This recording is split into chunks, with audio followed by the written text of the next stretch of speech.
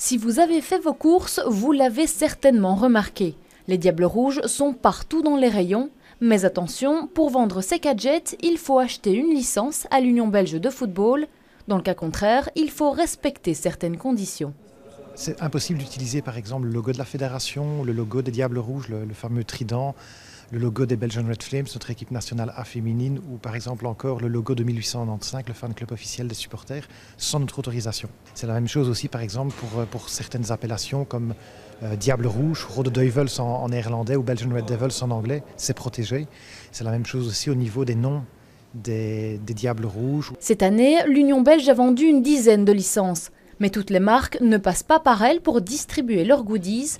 Ici, pas de logo, pas de joueurs et pas d'appellation officielle sur les accessoires. Petit assortiment de body, en l'occurrence pour chiens essentiellement, à l'effigie de la couleur des diables et de la Belgique en l'occurrence. Et pourquoi avoir fait ça ?